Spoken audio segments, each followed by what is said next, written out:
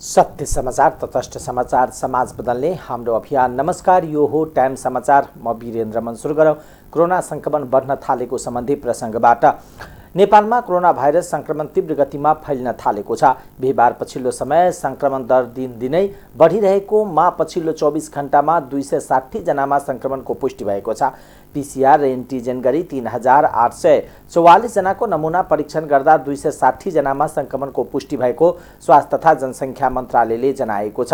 त्यस्तै 24 घण्टामा 48 जना संक्रमित निको भएका छन्। अहिले नेपालमा 1171 जना सक्रिय संक्रमित रहेका छन्। कोरोना संक्रमणका कारण पछिल्लो 24 घण्टामा कसैको पनि ज्यान गएको छैन। थप 72,320 जनाले कोरोना विरुद्धको खोप लगाएको मन्त्रालयले जनाएको छ। मध्य सरकारद्वारा भएको जानकी मन्दिर सौन्दर्यकरणमा व्यापक भ्रष्टाचार भएको ठहर भएको छ। महालेखा परीक्षकले सार्वजनिक गरेको मध्य प्रदेशको चौथो प्रतिवेदनमा जानकी मन्दिर प्राङ्गणमा मापदण्ड विपरीतका गुणस्तरहीन मार्बल प्रयोग गरिएको ठहर गरेको हो। मन्दिर प्राङ्गणमा विभिन्न रङ्ग मार्बल बिछाउने सम्झौता भएकोमा पुरातत्व विभागले सेतो रङका मार्बल मात्र प्रयोगका भेरिएसन गर्न सुझाव अनुसार मुख्यमन्त्रीबाट सैद्धान्तिक सहमति पनि भएको थियो। तर त्यसको सट्टामा कम मूल्यका रङ्गीन मार्बलहरू प्रयोग गरिएको प्रतिवेदनमा भनिएको छ। रङ्गीन मार्बल 4000 र सेतो मार्बल 5300 रुपियाँ प्रति वर्ग मिटरका दरले खरिद सम्झौता भएको थियो। सुरुको सम्झौतामा सेतो मार्बल 1945 वर्ग मिटर रहेकोमा तेस्रो बिलसम्म 6576 वर्ग मिटर देखाएर 3,48,57,000 रुपियाँ भुक्तानी गरिएको छ। तर त्यसमा अधिकांश गुणस्तरहीन रङ्गीन मार्बल प्रयोग गरिएको ठहर गर्दै सेतोको ठाउँमा प्रयोग भएको रङ्गीन मार्बलको मूल्य घटाउँदा सम्झौता अनुसार 60,21,000 रुपियाँ बढी भुक्तानी गरिएको प्रतिवेदनमा उल्लेख गरिएको छ। सो प्रतिवेदनमा मापदण्ड विपरीत रङ्गीन मार्बल प्रयोग गरिएको र गुणस्तरहीन मार्बल भएको कारण ठाउँ ठाउँमा चर्किन थालेकोले प्राविधिकबाट रङ यकिन गरी सम्झौता अनुसारको गुणस्तरयुक्त मार्बल प्रयोग गरेर कार्य सम्पन्न गराउन सुझाव दिएको छ। त रामजानकी मन्दिर सौन्दर्यकरण अन्तर्गत 1 वर्षमा मरम्मत सम्भार सम्पन्न गर्ने गरी 75 मङ्सिर 17 गते 6,75,46,000 रुपियाँमा निर्माण व्यवसायसँग सम्झौता भएको थियो। तर समयमा काम सम्पन्न हुन नसक्दा 78 सालसम्मको म्याद थप गरिएको थियो। मार्बल ओछ्याउने कार्यमा आर्थिक वर्ष 77-78 सम्ममा 1,40,35,000 र 2,90,79,000 सहित दुई पटक गरी निर्माण व्यवसायीलाई 4,31,14,000 रुपियाँ भुक्तानी गरिसकिएको छ। तराई मधेसमा गर्मी बढेसँगै अस्पतालहरूमा बिरामीको संख्यामा वृद्धि भएको छ। जिल्ला स्वास्थ्य कार्यालय महोत्तरीको तथ्याङ्क अनुसार पछिल्लो 7 दिनदेखि बिरामीको संख्यामा हत्त वृद्धि भएको छ। पछिल्लो 7 दिन यता जलेश्वर प्रादेशिक अस्पताल महोत्तरीमा 30% बिरामी बढेको अस्पतालका डाक्टर प्रदीप कुमार शाहले जानकारी दिनुभयो। भाइरल ज्वरो, टाइफाइड, निमोनिया बिरामी बढेको उहाँले बताउनुभयो। पसिना अत्याधिक आउने र पर्याप्त पानी सेवन नगर्दा हाइड्रेसनका बिरामी बढेको डाक्टर शाहले बताउनुभयो। महोत्तरीमा सरकारी अस्पतालमा मात्र नभई निजी अस्पतालमा समेत भरि भराउ देखिएका छन्। अत्याधिक गर्मीका कारण सर्पको डसाइमा समेत वृद्धि भएको छ। अत्याधिक गर्मीका कारण बच्चाहरू समेत समस्या बनेको छ। गमाउरा आउने र घाउ समेत हुनेले घरमै प्राथमिक उपचार गर्ने गरेको रामगोपालपुरका रामरञ्जनले बताउनुभयो। महोत्तरीमा अहिलेसम्म अधिकतम तापक्रम 36 डिग्री सेल्सियस रहेको हो। सिराहाको मिर्चैयामा एक युवकको शव फेला परेको छ। मिर्चैया नगरपालिका 9 ढोडना फतेपुर बस्ने 29 वर्षीय जीवन शाहको शव भेटिएको हो। बुधबार साँझ प्रदेश 201-003 प 3248 नम्बरको मोटरसाइकल तरकारी किन्न मिर्चैया बजार गएका शाहको शव मिर्चैया नगरपालिका 9 घुर्मी चौकदेखि 100 मिटर उत्तर सडक पेटीमा भेटिएको हो। बिहान शाहको शव स्थानीयले देखेपछि प्रहरीलाई खबर गरेका थिए। उनी चढेको मोटरसाइकल सडकको अर्को किनारमा ढलेको अवस्थामा भेटिएको प्रहरीले जनाएको छ। घटनाको प्राकृतिक हेर्दा मोटरसाइकल अनियन्त्रित भएर दुर्घटना भएको जस्तो देखिए पनि घटना शङ्कास्पद रहेको इलाका प्रहरी कार्यालय मिर्चैयाका डीएसपी हरिबहादुर ओलीले बताउनुभयो। यस विषयमा अनुसन्धान भइरहेको प्रहरीको कथन छ। सप्तरीमा मोटरसाइकलको ठक्करबाट पैदल यात्रीको मृत्यु भएको छ। मोटरसाइकलको ठक्करबाट सप्तरीको रूपनी गाउँपालिका 6 वीरेन्द्र बजारका 55 वर्षीय दीपनारायण मेहताको मृत्यु भएको जिल्ला प्रहरी कार्यालय सप्तरीले जनाएको छ। बुधबार राति 9 बजेको समयमा रूपनी 6 वीरेन्द्र बजार स्थित पूर्व पश्चिम राजमार्गमा पश्चिमबाट पूर्वतर्फ आउँदै गरेको स4 प 1334 नम्बरको मोटरसाइकलले स्थानीय मेहतालाई ठक्कर दिएको थियो। घाइते भएका मेहतालाई तत्काल उपचारको लागि गजननारायण सिंह अस्पताल राजविराज ल्याइएकोमा मृत्यु भएको जिल्ला प्रहरी कार्यालयले जनाएको छ। ठक्कर दिने मोटरसाइकल र चालक प्रहरी नियन्त्रणमा रहेको छ। नेकपा माओवादी केन्द्रका अध्यक्ष पुष्पकमल दाहाल प्रचण्डले वैज्ञानिक सोच राख्ने कम्युनिस्टहरू एक हुनुपर्ने बताउनु भएको छ। बिहिबार ललितपुरमा आयोजित नेपालमा विज्ञान तथा सूचना प्रविधि सम्बन्धी नीति संवाद कार्यक्रममा अध्यक्ष दाहालले नेपालमा वैज्ञानिक सोच राख्ने इमानदार कम्युनिस्ट अझ एक ठाउँमा हुन आवश्यक रहेको बताउनुभयो। अध्यक्ष दाहालले स्वतन्त्र भनेर राजनीतिमा आएका केही व्यक्तिहरू स्वतन्त्र नभई विभिन्न नाममा देशलाई पछि लैजाने तत्त्वहरू भएको दावी गर्नुभयो। पछिल्लो समय देशमा स्वतन्त्र व्यक्तिगत भन्ने कुनै मानिस नरहेको उल्लेख गर्नुभयो। अध्यक्ष दाहालले जनताको अधिकार खोज्ने र सीमित वर्गको हातमा अधिकार केन्द्रित गर्ने तत्त्वलाई परास्त गर्न आईटीटी इन्जिनियरहरू, वैज्ञानिकहरू र समाजलाई नयाँ बनाएर विकास समृद्धि र सभ्यताको नयाँ यात्रा सुरु गर्न आवश्यक रहेको पनि बताउनुभयो। हिजो नेपालमा गणतन्त्र सम्भव छैन छिटै या संविधान सभा सम्भव छैन भन्ने ठान्थे र टु पिलर थ्योरी भनिन्थ्यो नि पोलिटिकल सिस्टमको हिसाबले राजतन्त्र र प्रजातन्त्र भनिन्थ्यो, त्यहाँ बहुदलीय प्रजातन्त्र। ती साथीहरू संविधान बनाउने बेलामा ती पार्टीहरू र तिनका नेताहरू हमेशा यो परिवर्तनलाई संविधानमा संस्थागत गर्ने कुरामा स्केप्टिकल नै भए, सशंकित भए। यो उनीहरूले भनेको शब्द म सम्झिन्छु कि भाउतो ल्याइदिएर जाने मानेको गाविस ठिकै थिए नि, ओडाहरू ठिकै थिए, यो युनिटरी र सेन्ट्रलाइज सिस्टम नै ठिकै थियो भन्ने उहाँहरूलाई लागि नै राख्यो। अहिले तपाईँ हामी हेऱ्यौँ भने स्ट्रगल त्यहाँ चलिराखेको छ, ठुलो डिबेट छ। नयाँ ऐन संविधानले डिमान्ड गरे अनुसारका ऐन बनाउन एक थरी पार्टी र नेताहरूलाई त्यो फलामको चिउरा भएको छ, त्यसलाई के गरी टार्ने होला, के गरी रोक्ने होला, पावर र अथोरिटी तल जाने, गाउँमा जाने, टोलमा जाने, प्रदेशमा जाने कुरालाई के गरी रोक्ने होला र त्यो सबै पावर फेरि पनि सेन्टरमै केन्द्रित गर्ने वातावरण बनाउने होला भन्नेतिर चिन्ता छ। तपाईहरुले सुन्नुभयो होला आजभोलि केही नेताहरूले त खुलेआम संहिता खारेज गर्नुपर्छ अब भनेर बोलेका छन् र त्यो जान खोज्ने फेरि त्यो जाने भनेको फेरि निरङ्कुश राजतन्त्रको ठाउँमा जाने प्रवृत्ति हो। त्यो माथि स्थानीय जनता र समूह ऐनहरू जो संविधानले डिमान्ड गरेको छ ती ऐनहरू बनुन् र अथोरिटी तल दिने जसरी भनिएको छ संविधानमा बिना बेहिचक त्यसलाई दिने वातावरण बनाइयोस्। त्यसो भएपछि आम जनता बिस्तारै वैज्ञानिक हुन्छन् भन्ने मेरो बुझाइ छ। फेरि निकै राम्रो नतिजा पनि दियो, त्यो वातावरण बन्न सक्छ। त्यसकारण लडाईँ अहिले पनि जारी छ। सबै राजनीतिक पार्टी र नेताहरू उस्तै छन् भन्ने एउटा नेरेटिभ जो बनाउन खोजिएको छ बडा डरलाग्दो छ भन्ने मेरो बुझाइ छ। सबै उस्तै होइनन्, छैनन्, त्यहाँ बहस छ, त्यहाँ डिबेट छ, त्यहाँ दुईटा आउटलुक छन्, त्यहाँ दुईटा प्रवृत्ति छन्, त्यहाँ दुईटा विचार छन्, दुईटा लाइन छन्। एउटा वैज्ञानिक ढङ्गले सोच्नुपर्छ भनेर बल गर्ने, एउटा त्यसलाई चाहिँ किनभने विज्ञान हावी भयो भने दलाल नोकरशाह पुँजीपति र त्यस्ता ती बिचौलियाहरूको चाहिँ हैसियत रहँदैन यो समाजमा। अध्यक्ष दाहालले अहिलेसम्म जनस्तरबाट भएका क्रान्ति सम्झौताका कारण राजनीतिक रूपमा पूर्ण हुन नसकेको बताउनुभयो। उहाँले अहिलेको समाज नयाँ बाटोतिर जान नदिने भएकोले यसलाई तत्काल वैज्ञानिक समाजमा लैजान सकिने बताउनुभयो। कृषि तथा पशुपक्षी विकास मन्त्री मृगेन्द्र कुमार सिंह यादवले रबी बालीका लागि आवश्यक युरिया मल ल्याउन मल साउनको पहिलो हप्तादेखि नेपाल भित्राउन सुरु हुने जानकारी दिनुभएको छ।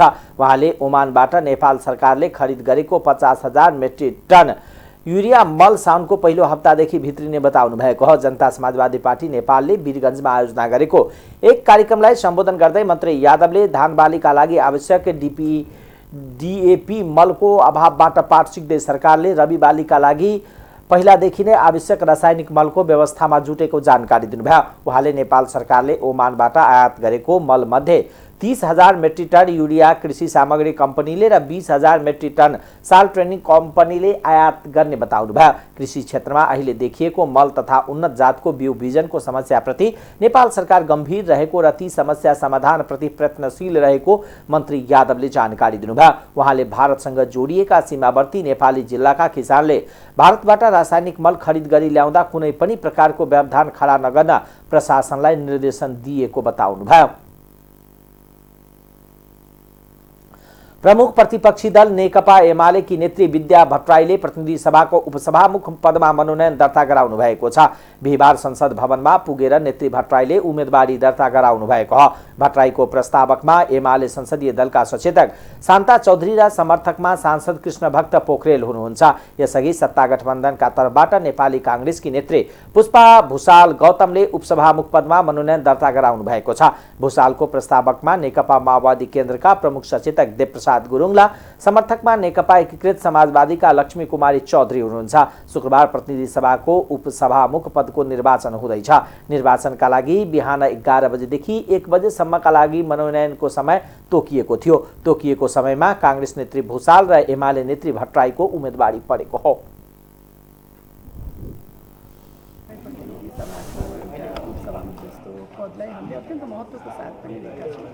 किनभने यो संवैधानिक पद हो पहिलो कुरा, त्यसको भूमिका अत्यन्त फरक ढङ्गको पनि हुन्छ। दोस्रो कुरा, जिम्मेवारीको कुरा गर्ने हो भने प्रतिनिधि सभाको सभामुख भन्ने बित्तिकै सदनलाई एउटा तटस्थ ढङ्गबाट, स्वतन्त्र ढङ्गबाट, अत्यन्त प्रभावकारी ढङ्गबाट सदनलाई चाहिँ अगाडि बढाउनको लागि पनि एउटा आफ्नो भूमिका निर्वाह गर्नुपर्ने हुन्छ र सदनसँग जोडिएका, मुलुकको राष्ट्रिय राजनीतिसँग जोडिएका आम नेपाली जनतासँग सरोकारयुक्त विषयवस्तुहरूलाई पनि सदनमा अत्यन्त प्रभावकारी ढङ्गबाट उठाउनको लागि पनि त्यो सहयोगहरू गर्नुपर्ने अवस्थाको सृजना पनि हुन्छ।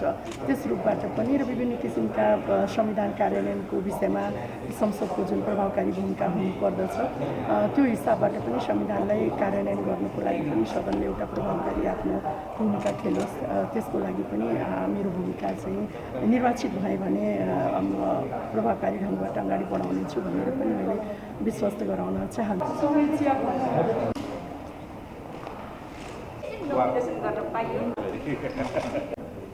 लामो समयदेखि रिक्तता थियो। अहिले यसलाई भरपूर्ति गर्ने जुन कुरा चाहिँ हिजोबाट सुरु भयो, प्रक्रिया सुरु हुन्छ भनेर हिजो संसदले चाहिँ निर्णय गर्यो। त्यसपछि मैले उम्मेदवारी गरेँ। यो लामो समयसम्म चाहिँ खाली थियो, अब केही समय मात्रै बाँकी छ। यो बेलामा यो उम्मेदवारी अथवा के सन्देश अब लामो समय खाली भयो, त्यो एउटा कोर्स पुरा भयो भन्ने लाग्छ र आज जुन सुरु भएको छ यसले नयाँ कोर्स चाहिँ सिर्जना गर्यो भन्ने म ठान्छु। खास गरी समय कति भन्ने भन्दा पनि त्यसको गरिमा, त्यसपछि संवैधानिक परिषदको सदस्य पनि उपसभामुख रहने र त्यसमा पनि महिला नै हुने कारणले पनि यसको चाहिँ महत्त्व रहन्छ भन्ने हिसाबले नै यो चाहिँ सुरु भयो भन्ने म ठान्छु र हाम्रो पार्टीले गम्भीरताका साथ केही समय अगाडि संसदमा उपसभामुख पदको अब निर्वाचन प्रक्रिया सुरु गर्नुपर्छ र यसको जुन पदपूर्ति रहेको कुरा रिक्ततालाई चाहिँ पुरा गर्नुपर्छ भनेर हाम्रो धेरै मान्यज्यूहरूले संसदमा कुरा उठाउनु भयो। त्यसपछि मलाई लाग्छ सरकारले यो प्रक्रियामा जानुपर्छ भन्ने निर्णय गर्यो भन्ने म ठान्छु। त्यसले गर्दा यो चाहिँ प्रतिपक्षको एउटा माग र प्रतिपक्षले हिजोदेखि रिक्तता रहेको कुरालाई उठाएर जुन ढङ्गले अगाडि बढेको छ, यसले मलाई लाग्छ हिजो हामीले संविधानमा जुन मर्मका साथ यो मान्यतालाई आत्मसात गरेका थियौँ त्यो आत्मसात गरेको कुरा चाहिँ पुरा हुन्छ भन्ने म ठान्छु। निर्वाचन कार्यसूची अनुसार मतदान शुक्रबार दिउँसो 3 बजेदेखि सुरु हुनेछ। तत्कालीन उपसभामुख शिवमाया तोबा हम्फेले राजीनामा दिनु भएपछि करिब 3 वर्षदेखि उक्त पद रिक्त छ। प्रतिनिधि सभा अन्तर्गतको शिक्षा तथा स्वास्थ्य समितिले त्रिभुवन विश्वविद्यालयको प्रश्नपत्रमा लापरवाही गर्नेलाई कारबाही गर्न सरकारलाई निर्देशन दिएको छ। सिंहदरबारमा बिहिबार बसेको समितिको बैठकले विश्वविद्यालयको प्रश्नपत्र हुबहु निकाल्ने र लिक गर्नेलाई कारबाही गर्न निर्देशन दिएको हो। बैठकले प्रश्नपत्र हुबहु निकाल्ने र लिक गर्ने विषयमा छानबिन समिति गठन गर्न पनि निर्देशन दिएको छ। समिति सभापति जयपुरी धरतीले छानबिन समितिको प्रतिवेदन समितिमा पेश गर्न पनि निर्देशन दिनुभयो। उहाँले विश्वविद्यालयको प्रश्नपत्रमा लापरवाहीको जिम्मेवारी विश्वविद्यालयका उपकुलपति लगायत सबै पदाधिकारीले लिनुपर्ने जिकिर गर्नुभयो।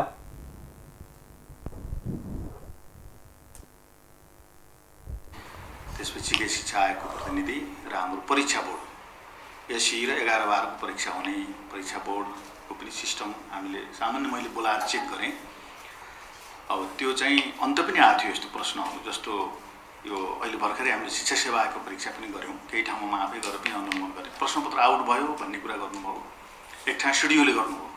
सिडिओले चाहिँ यो प्रश्न आयो, यहाँ त सेवाग्राहीहरू चाहिँ धरना जुलुस गर्न आए, तोडफोड गर्न आए भनेपछि तुरुन्त हामीले चेक गऱ्यौँ। चेक गरेर त्यो प्रश्न हामीले लियौँ र त्यो प्रश्नसँग मेल खाएन, त्यसो होइन भन्ने भयो। हामी त्यसमा प्रष्ट भइयो। त्यस्तै चिकित्सा शिक्षा आयोगको इक्जाममा पनि यद्यपि इक्जाम उसले लिन्छ, पढाउनु त विश्वविद्यालयले हो। हामीले त्यस्तै प्रश्न आयो, लोड सेटिङमा भयो भन्नेलाई भयो, तुरुन्तै हामीले बोलायौँ, सरकारवालालाई चेक गऱ्यौँ, प्रश्न मिलेन, होइन रहेछ भन्ने कुरा भयो। त्यसपछि त्यो विषय गयो। हो यो चाहिँ त्रिभुवन विश्वविद्यालयको यो प्रश्न मिलेको देखिन्छ। हो यो मलाई पनि योगेशजीले भने जस्तै नैतिक रूपमा भिसी सरलाई भन्न पनि सजिलो, फेरि निरन्तर हामी संवादमा छौँ। निरन्तर मान्यहरूले संसदमा उठाएको कुराहरू विश्वविद्यालयको बारेमा हामी निरन्तर छलफलमा पनि छौँ। गिरिराजमणिजीले पनि यहाँ राख्नुभयो।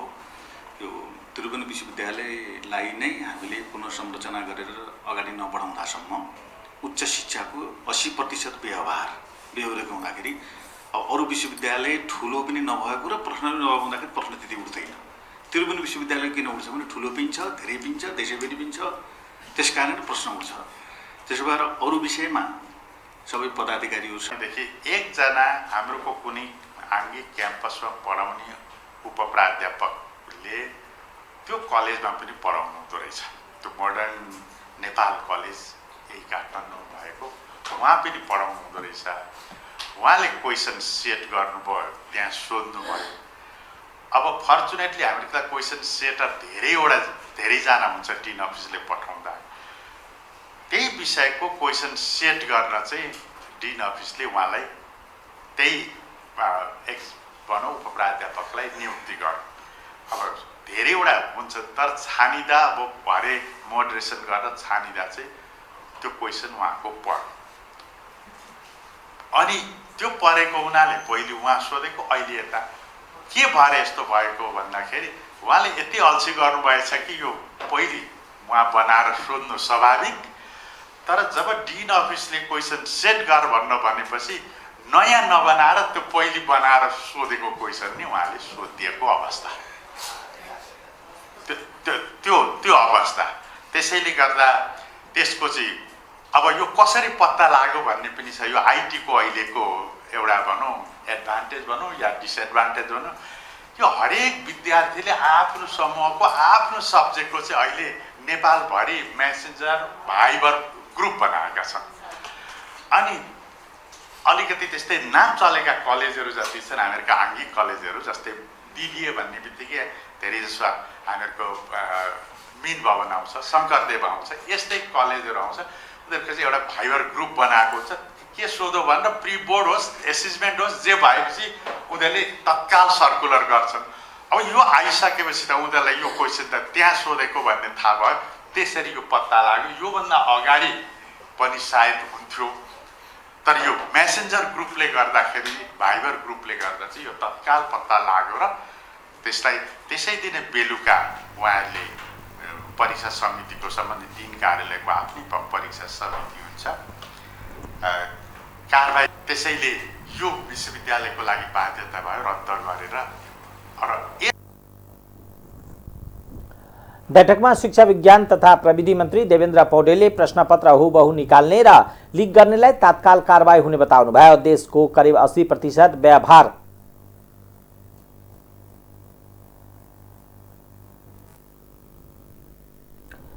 आफ्नो गल्तीलाई सच्याउँदै आगामी दिनमा यस्तो कार्य नदिन आफू सजग रहेको बताउनुभयो। प्रश्नपत्र हुबहु निकाल्नेमाथि छानबिन भइरहेको बताउँदै उनीमाथि कडा कारबाही हुने बताउनुभयो। बैठकमा त्रिभुवन विश्वविद्यालयका उपकुलपति धर्मकान्त बास्कोटाले स्नातक र स्नातकोत्तर तहका 4वटा प्रश्न पत्र बाहिरिएको र हुबहु दोहोरिएको बताउनुभयो। उहाँले हुबहु प्रश्न बाहिरिएपछि केही विषयहरूको परीक्षा पुनः गर्ने निर्णय गरिएको जिकिर गर्नुभयो।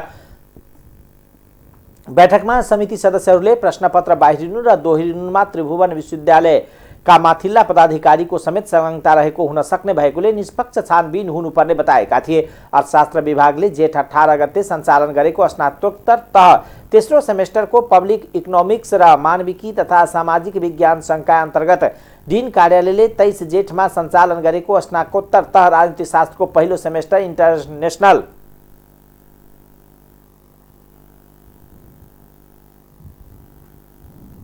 विषयको प्रश्नपत्र बाहिरिएको थियो।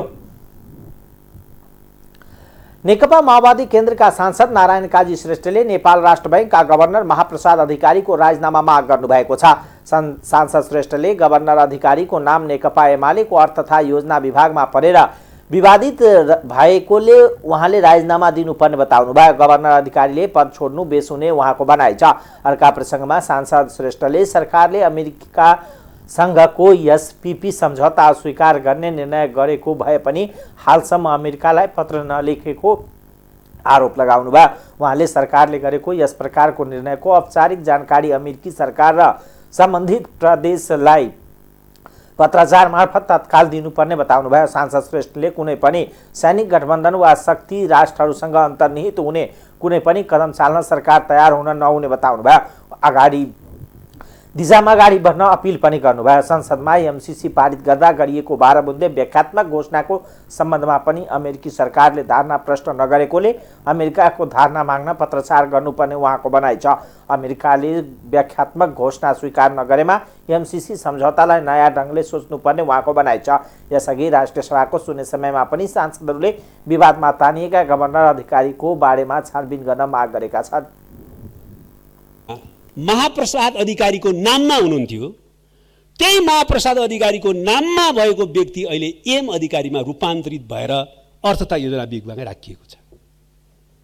अहिले प्रश्न छ, प्रश्न मात्र होइन, आम रूपमा भित्रभित्र सबैको जसोको बुझाइ छ कि उहाँ नै त होला, किनभने पहिला त उहाँ नै भने घोषित थियो महाप्रसाद अधिकारी। त्यही महाप्रसाद अधिकारीकै नाममा एम अधिकारी त्यही जिल्लाको होइन, अर्को को होला त, उहाँ नै त हुनु होला भन्ने लागेको छ। त्यस्तो चर्चा छ। नेकपा एमाले बा गभर्नर अधिकारीले त्यसबारेमा विश्वसनीय ढङ्गले खण्डन गर्नुभएको छैन, गर्न सक्ने स्थिति पनि होला कि नहोला भन्ने प्रश्न गम्भीर छ। राष्ट्र बैंकको ऐन 2058 को दफा 21 ले गभर्नर, डेपुटी गभर्नर र सञ्चालक समितिको कुनै सदस्य वा पदाधिकारी कुनै पनि राजनीतिक दलमा संलग्न हुनुहुँदैन भनेर प्रश्न भन्छ भने उहाँ त्यहाँ बसिरहन मिल्छ कि मिल्दैन? एकछिनलाई मान्दिनुस्, पुष्टि भएको छैन, अलमलमा छ। यसुकै बोलेर यताउता भएको भए पनि कमसेकम विवाद भयो, अन्यल भयो भन्ने मात्रै तर्क गरेर पनि उहाँले राजीनामा दिइदिनु, पद छोडिदिनु बेस हुन्छ। मेरो यो विचारमा, मेरो यो विषयमा यो विचार छ। तर कुनै पार्टीको छैन भने ऊ कहिले उसमै आउँदैन, रोस्टर नै आउँदैन र त्यो मान्छेले राष्ट्र सेवा गर्नै पाउँदैन। त्यो मान्छेलाई देशमा त नबस, विदेश जा भनेर भनेको बाहेक के अर्थ लाग्छ? यसमा थोरै पनि आत्मालोचक हुन भनेर भन्दाखेरि, नयाँ ढङ्गले जाउन भन्दाखेरि नगर्ने बेलासम्म सबै नेताहरू तयार, अहिले नै निर्णय नगर्ने बेलासम्म चाहिँ एकदम ठिक हो, यो कुरा त साह्रै भएको छ भनेर सबै भन्छन्। निर्णय गर्ने बेलामा त कहाँ हुन्छ, अहिले त सकिन्न नि, यो त फल्ना हाम्रो मान्छेलाई दिनु पर्यो भन्छन् सबैजना। अनि के हत्ती हो भने नि यो? त्यसैले त्यस्तो पनि हालत छ भनेपछि खोज्दै जाँदा यस्तै यस्तै पनि कहाँ छन्, म चाहिँ क्लिन चिट दिन अहिले सक्दिनँ। तर पनि आइसक्यो, विधि त पालना गर्नु पर्यो नि। त्यसकारणले एकातिर दृष्टिकोणमा परिवर्तनको आवश्यकता छ, कार्यशैलीमा परिवर्तनको आवश्यकता छ भने अर्कोतिर विधि त लागू गर्नुपर्छ। त्यसकारण त्यो ढङ्गले म सम्बन्धितहरूको ध्यान आकर्षण। प्रधानमन्त्री केपी ओलीले अध्यादेशको रूपमा यो लिएर आउँदाखेरि, यही 7 तत्त्वको अध्यादेश लिएर आउँदाखेरि हामीले विरोध गर्यौं। त्यतिखेर पार्टी नेकपा एकीकृत थियो, त्यहीँभित्र मतभेद भयो। नेपाली कांग्रेसको अहिलेको प्रधानमन्त्री नेपाली कांग्रेसको सभापतिले वक्तव्य दिनुभयो, देशमा एउटा ठुलो चाहिँ विषय बन्यो र हामीले पहिलो पटक त्यसलाई फिर्ता लिन बाध्य बनायौं। दोस्रो पटक पनि हामीले त्यसको विरोध गरिराख्यौं। अहिले हामीले त्यही सार्थत्वको विधेयक ल्याउन मिल्छ भने कसरी सक्ने के? डबल स्ट्यान्डर्ड कहिलेसम्म हाम्रो देशमा? सरकार नहुँदा एउटा कुरा, सोर्याक पर्याक्दा एउटा कुरा, विपक्षमा हुँदा आफूलाई चाहिँदा अर्को कुरा गर्न मिल्छ भने यही हो त लोकतन्त्रको विधि र नैतिकता। उनीहरूले राष्ट्र बैंकको यिन विपरीत दलको सदस्य राष्ट्र बैंकको गभर्नर हुन योग्य नहुने भएकोले त्यसबारे छानबिन गर्न सरकारसँग माग गरेका हुन्। प्रमुख प्रतिपक्षी एमाले प्रतिनिधि सभाको लेखा समितिको सभापति आफूले पाउनुपर्ने माग गरेको छ। प्रतिनिधि सभाको बिहीबारको बैठकमा लेखा समितिको वार्षिक प्रतिवेदन प्रस्तुत गर्नका लागि सभापति भरत कुमार शाहलाई सभामुख अग्निप्रसाद सापकोटाले समय दिएपछि एमालेका सांसदहरूले विरोध गरेका थिए। एमालेका सांसद तथा लेखा समिति सदस्य राजेन्द्र गौतमले संसदीय अभ्यास विपरीत सरकारको नेतृत्व गरिरहेको कांग्रेसका सांसदले लेखा समितिको सभापति पद छोडेको बताउनुभयो। मुलुकमा भ्रष्टाचार अनियमितता हुँदा पनि समिति छलफल हुन नसकेको भन्दै गौतमले सभापतिले सरकारको इशारामा काम गरिरहेको बताउनुभयो। एमालेले लेखा समितिको सभापतिको विषयलाई लिएर सभामुख र राजनीति नेतृत्वको ध्यानाकर्षण गराएको विषय पनि उहाँले उल्लेख गर्नुभयो। खर्च पनि सरकारले नै गर्ने, परीक्षण पनि उसले नै गर्ने, कस्तो प्रणाली हो भनेर उहाँले प्रश्न गर्नुभयो। सांसद गौतमले लेखा समितिको नेतृत्वबारे सभामुखको राय के हो भनेर पनि प्रश्न गरेका थिए। कस्तो खालको प्रजातन्त्रको हामीले अभ्यास गर्न खोजिरहेका छौँ? आज सम्माननीय सभामुख ज्यू यत्रो संसदको नेता हुनुहुन्छ, हामीले सबै समितिहरूलाई मिनी पार्लियामेन्टको रूपमा उनीहरूको भूमिका हामीले माग गरिरहेका छौँ, भूमिका दिइरहेका छन्, त्यही रूपमा बुझिन्छ। तर आज सार्वजनिक लेखा समितिले को नेतृत्व सरकारको छाया देखिएर त्यही सरकारले खर्च गर्ने र उसैले परीक्षण गर्न सक्ने यो परिस्थिति कसरी निर्माण भयो? यसमा सम्माननीय सभामुखजी मार्फत म सरकारको पनि ध्यान आकर्षण गर्न चाहन्छु र यो नेतृत्वको पनि ध्यान आकर्षण गर्न चाहन्छु। यदि हामीलाई लोकतन्त्रको मूल्य र मान्यतामा बमोजिम यसलाई अगाडि बढाउने हो र दुनियाँको संसदीय प्रणालीका अभ्यासहरूलाई हामीले हेर्ने हो र नेपालकै सन्दर्भमा पनि यहाँका अभ्यासहरूलाई हेर्ने हो भने कुनै इफ बट नलगाइकन यो सार्वजनिक लेखा समितिको नेतृत्व भनेको कि त प्रतिपक्षले प्रमुख प्रतिपक्षले पाउने अभ्यास र परम्परा छ। यसमा सम्माननीय सभामुखजीको के राय छ भन्ने हो, किनभने हामी नयाँ खालको लोकतन्त्रको विकास गरिरहेछौँ। परम्परा र अभ्यासको एउटा प्रणालीको हामीले विकास गरेको प्रणालीको कुरा गरे हो। हामीले भन्यौँ त्यहाँ प्रस्तुत भयो 22औं प्रतिवेदन प्रस्तुत गर्ने कुरा भयो र हामीले यो प्रतिवेदनको सन्दर्भमा हामीले त्यो प्रतिवेदनमा कन्टेन्टमा के छ त हामीले हेरेका छैनौँ। त्यहाँ प्रमुख प्रतिपक्ष दलका 10 जना मान्य सदस्यहरू त्यहाँ छौँ र हामीले सबैले एक स्वरमा के भन्यौँ भने हाम्रो अभ्यास परम्पराको हिसाबले पनि हामीले सम्मानित सभामुखजीलाई पनि पटक पटक यो कुराको ध्यान आकर्षण गराइसकेपछि यो विषयको निरूपण होस्, यसको कन्टेन्टमा के छ। हामीले कन्टेन्टमा कुनै विषय हामीले ध्यान दिएका पनि छैनौँ, हेरेका पनि छैनौँ, हेर्न आवश्यकता पनि ठानेनौँ, किनभने राज्यले यसलाई सुनेन। राज्यले त सुनेन, सत्तारूढ दलले सुनेन त हामीले बुझेकै छ, किनभने यो गठबन्धन यो अदालतबाट निर्माण भएको सरकार थियो। तर सम्मानित सदनको नेताको हिसाबले सम्माननीय सभामुखजीले चाहिँ सुन्नुहुन्छ भन्ने हाम्रो विश्वास थियो, तर त्यो पनि सुनिएन।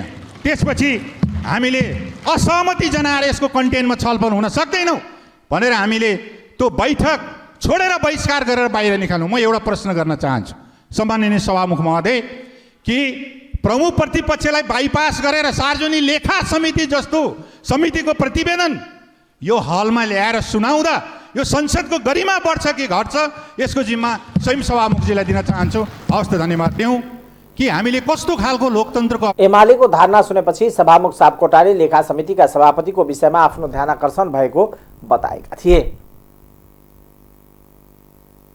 नेकपा एमाले माओवादी केन्द्रबाट वैवाहिक अङ्गीकृत नागरिकता विषयमा किन मौन रहेको भनी प्रश्न गरेको छ। वैवाहिक अङ्गीकृत नागरिकताको विषयमा बुहारीको विषयमा चिन्तित छौँ, छोरीको विषयमा चिन्ता गर्नुपर्छ कि पर्दैन। हिजो पनि सरकारमा रहेर हिजो 12 हात उफ्रिनु भएको थियो, अहिले पनि सरकारमा रहेर किन चुप बस्नु भएको होला?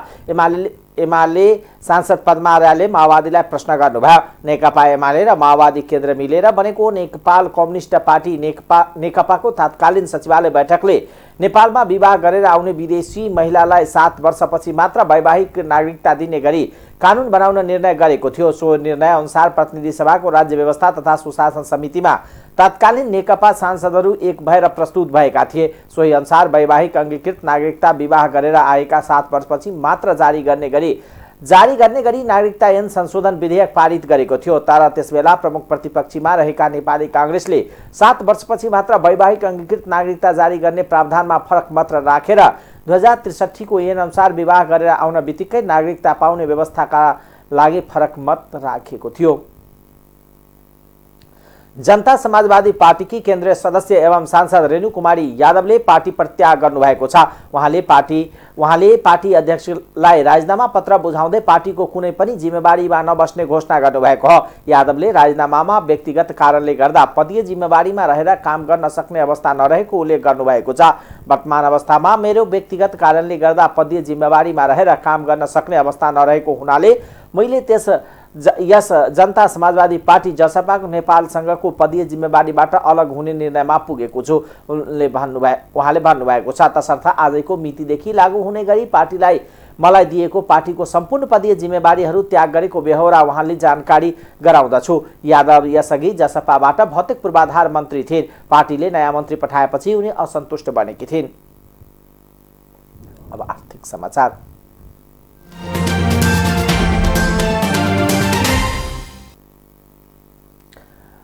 विश्व बैंक र नेपाल सरकार बीच 10 अर्ब रुपैयाँ सहुलियतपूर्ण ऋण सम्झौतामा हस्ताक्षर भएको छ। खानेपानी र सरसफाई सेवाको वितरणमा सुधार गर्न तथा एकीकृत जलस्रोत व्यवस्थापनको प्रवर्धनमा मद्दत गर्न विश्व बैंक र सरकार बीच 8 करोड अमेरिकी डलर अर्थात् झन्डै 10 अर्ब रुपियाँ बराबरको सहुलियतपूर्ण ऋण सम्झौतामा हस्ताक्षर भएको हो। सम्झौतामा अर्थ मन्त्रालयका सचिव मधु कुमार मिरासिनी, मालदिप्स, नेपाल र श्रीलङ्काका लागि विश्व बैंकका देशीय निर्देशक फारिस हदाद जरभोसले हस्ताक्षर गर्नुभएको छ। नेपालको संविधानमा उल्लेखित संहिताका सिद्धान्तहरू अनुरूप दिगो र समावेशी वृद्धि हासिल गर्न उद्देश्यले हाल हाम्रो मुख्य प्राथमिकताहरू निर्देशित छन्। यस आयोजनाले अति आवश्यक खानेपानी आपूर्ति र सरसफाई सेवाहरू उपलब्ध गराउने र अति जोखिममा परेका समुदायलाई पानीको क्षेत्रको राम्रो समन्वय सुनिश्चित गर्न र उच्च पानीको गुणस्तरीय सेवाको स्तरलाई प्रवर्धन गर्न मद्दत गर्नेछ। अर्थ मन्त्रालयका सचिव मधु कुमार मिरासिङले बताउनुभयो। खानेपानी क्षेत्र सुशासन तथा पूर्वाधार सहयोग आयोजना कर्णाली सुदूरपश्चिम प्रदेशका रणनीतिक नगर गाउँपालिकामा कार्यान्वयन गरिनेछ। यी दुवै प्रदेशमा खानेपानी आपूर्ति र सरसफाई सेवाको पहुँच न्यून हुनु, गरिबी उच्च हुनुको साथै यो प्रदेशका जलवायु परिवर्तनका समेत जोखिममा छन्। यस आयोजनाले नगरपालिकाहरूको क्षमता वृद्धि गरी पालिकामा खानेपानी र सरसफाई सेवाको आपूर्तिलाई सुदृढ गर्ने मद्दत गर्नुको साथै नेपालको आर्थिक प्रगति र हरित उत्थानशील र समावेशी विकास हासिल गर्नमा खानेपानी र सरसफाई पूर्वाधारमा रहेका महत्त्वपूर्ण कमीलाई समेत सम्बोधन गर्नेछ। मालदिप्स, नेपाल, श्रीलङ्काका लागि विश्व बैंकका राष्ट्रिय निर्देशक फारिस हदाद जरभोसले भन्नुभयो। अब अन्तर्राष्ट्रिय समाचार।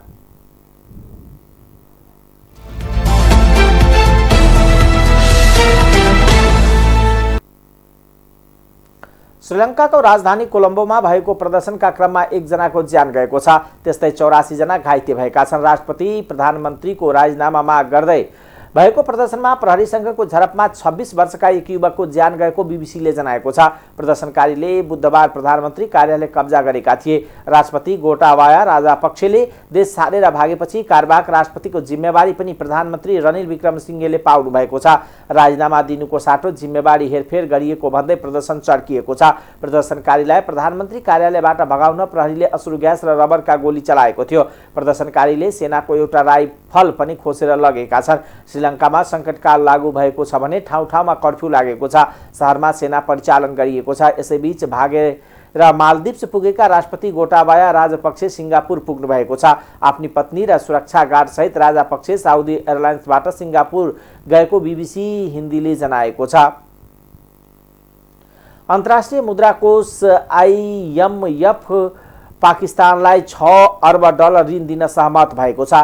IMFसँग 6 अर्ब डलरको ऋण सम्झौतामा हस्ताक्षर भएकोले पाकिस्तानले पहिलो किस्ता बापतको 1 अर्ब 77 करोड डलर छिटै प्राप्त गर्ने BBC हिन्दीले जनाएको छ। यसअघि सन् 2019 मा IMF र पाकिस्तानबीच 6 अर्ब डलरको ऋण सम्झौता भए पनि आधा रकम भुक्तानी गरेपछि IMFले सम्झौता रद्द गरेको थियो। पाकिस्तानको ऋण तिर्ने क्षमता कम हुँदै गएको भन्दै अन्य अन्तर्राष्ट्रिय वित्तीय तथा आर्थिक साझेदार संस्थाले ऋण दिन अस्वीकार गर्दै आएका थिए। यसअघि प्रधानमन्त्री इमरान खानको सरकार हुँदा सम्झौता रद्द भए पनि अहिले प्रधानमन्त्री सहबाज शरीफ पुनः छलफल अघि बढाएपछि IMF ऋण दिन तयार भएको खबरमा उल्लेख छ। ऋण सम्झौताले पाकिस्तानको आर्थिक सङ्कटलाई पार लगाउने महत्त्वपूर्ण भूमिका खेल्ने प्रधानमन्त्री सहबाजले बताउनु भएको छ। ऋण सम्झौताका लागि कडा मेहनत गरेको भन्दै पाकिस्तानी प्रधानमन्त्री सहबाजले वित्त र विदेश मन्त्री सहितको कर्मचारीलाई बधाई र धन्यवाद दिनुभएको छ। अमेरिकी राष्ट्रपति जो बाइडेनले इजरायलका प्रधानमन्त्री यायर ल्यापिड आणविक हतियार विकासबाट इरानलाई एक्लाउन सहमत भएका छन्।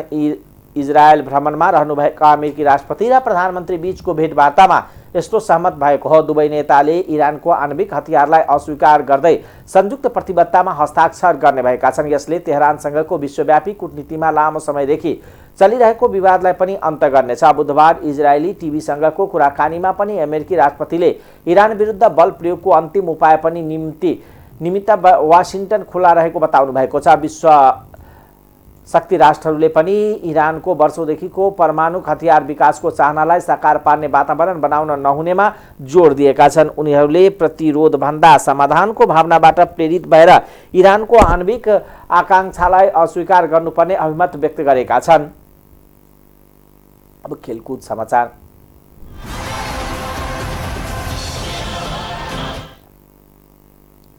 केन्द्रीय राष्ट्रपति रनिङ सिल्ड प्रतियोगिता अहिले काठमाडौँमा भइरहेको छ। स्थानीय तह जिल्ला प्रदेश स्तरीय प्रतियोगिता हुँदै 7 प्रदेशका टोलीहरूले विभिन्न 6 खेलमा विधामा प्रतिस्पर्धा गरिरहेका छन्। निर्देशिका लत्याउँदै राष्ट्रपति रनिङ सिल्डको केन्द्रीय प्रतियोगिता अन्तर्राष्ट्रिय प्रतियोगितामा पदक विजेता खेलाडी सहभागी भएको पाइएको छ।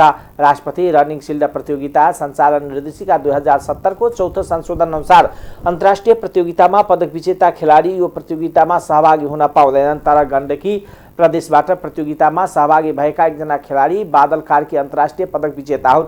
गत फागुनमा भारतको नागाल्यान्डमा आयोजित साफ क्रस कन्ट्री च्याम्पियनसिप अन्तर्गत 8 किलोमिटर दौडमा नेपालका लागि कस्य जितेको बादलले राष्ट्रपति रनिङ सिल्डमा 3000 मिटर दौडतर्फ रजत पदक जितेका छन्। सो प्रतिस्पर्धामा कर्णाली प्रदेशका अजय विक्कले नोमिनेट 40.8 सेकेन्ड टाइमिङ सहित स्वर्ण जित्दा साफ कास्य विजेता बादलले 9 मिनेट 41.4 सेकेन्डमा दूरी पूरा गरे।